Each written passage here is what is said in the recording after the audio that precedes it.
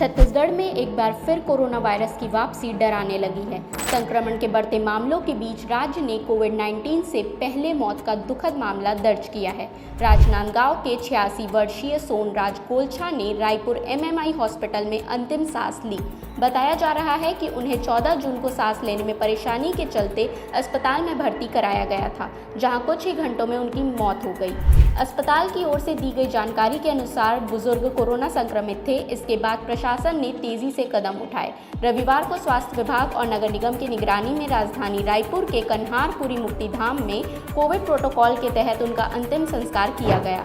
इस घटना के बाद परिवार के सभी सदस्यों को होम क्वारंटाइन कर दिया गया है। सोमवार से उनकी कॉन्टैक्ट ट्रेसिंग शुरू कर दी जाएगी और सैंपल जांच के लिए भेजा जा रहा है। रिपोर्ट आने तक परिवार को घर में ही आइसोलेशन में रहने को कहा गया है। छत्तीसगढ़ इन दिनों कोरोना से बढ़ते मामलों से जूझ रहा है।